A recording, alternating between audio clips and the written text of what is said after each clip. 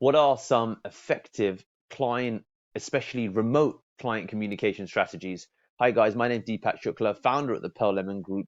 We are a sales training, business growth and development agency based in the UK, USA, and serving clients worldwide. If you need any support with your communication or corporate training, corporate communications internally or externally, please do reach out to us. And today, here in day number 26, we are here to talk about effective remote client communication strategies, of course. But before we get into it, feel free to click the link in the description below to get access to 7 additional strategies, which we're not going to be sharing in this training. So look, fundamentally, we've been really covering the range of remote communication in the previous videos. What I want to do is to outline a couple of additional things that we've not really spoken about that I think are important for effective remote client communication. So I want to run through what those things are now so you can be mindful of it as you go into your next conversations. So number one, ask your clients, or no, right, let me reframe this. Get to know more about your clients. So getting to know more about your clients can be, as an example, so how long have you been with X? Did you start your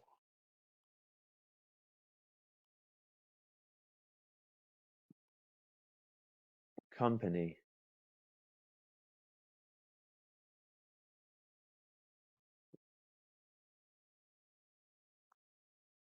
I'm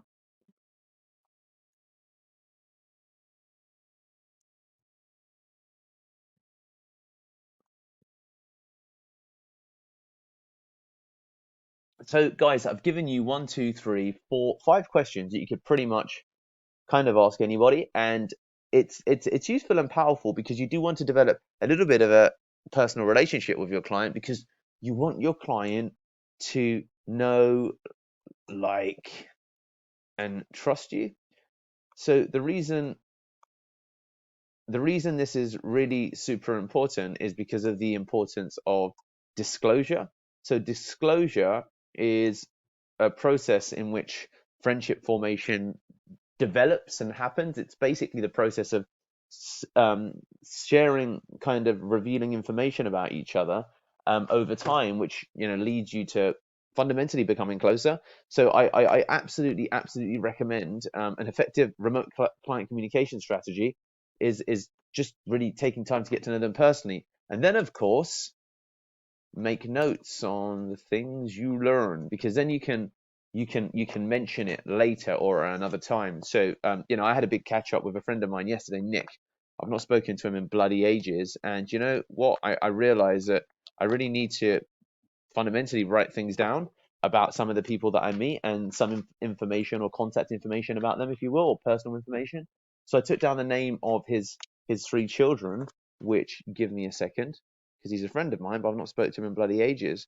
So Cleopatra, Octavia, and Athena, and let me just write down the date that I spoke to him as well, 13th of.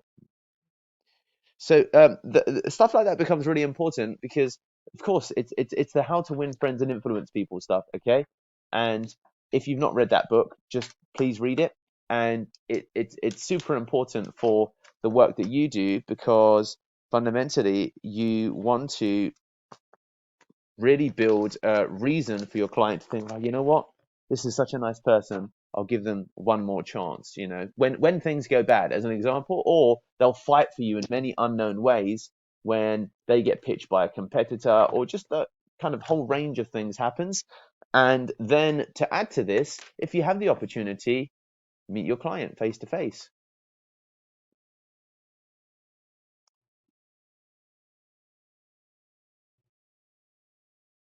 if you can, of course. Also, organize. Cool. The other thing also, if you're working with multiple people, as many people that like you as possible, the more likely you're to retain the client. It's pretty black and white. So if you're working, for example, with a team of 5, and there's one of them that you really engage with, but the others are also there on email, just still say, hey, I'd love to, meet Andrew, to just, just so we can connect and communicate, and kind of get to know each other more. And then you can create internal allies at the company that you're working with. So this is something also that sometimes tends to get lost, that you want to be in a position to create allies within the teams that you work, because then when the going gets tough or there's any challenges, once again, they will fight for you. And that's really what you want. You want, as they call it, an inside man, an inside job. And this is the way that you want to get it done, beyond all of the other things that we've spoken about. So organize individual get to know calls when there is a team of several people. That's definitely going to help you. Make notes about the things that you learn, where you can meet your clients face to face. Here's a list of starter questions that you can use when it comes to ultimately your clients. The other things that you want to consider also is demonstrating proof of work. I think is something that's super important, because your clients don't really know what's happening, and when you can't see what's happening, there's a tendency to just not trust the things that we see. And that's nothing to do with your work, it's just all about human nature. So you need to be cognizant of human nature, and therefore just ensure that you're regularly showing proof of work, because otherwise, as people just wonder, well, what the hell is it that's actually going on? What are you actually doing for me? And the best way to get ahead of and to avoid that is to show proof of work. Now, your clients can push back and say, look, hey, buddy, you don't need to show me as much, but showing proof of work is going to be important. After all calls and conversations, you want to send a follow-up email, okay? So that there's proof of conversations that have happened, okay? It's quite difficult when you organize something over a phone call and then you don't follow up with an email, because when you want to refer back to it, when you don't remember a discussion that you've had. So getting into the habit of also ultimately sending summary emails is also going to be important. So there you have it, guys. We have 1, 2, 3, 4, 5, 6 strategies for more effective client remote communications. There you have it.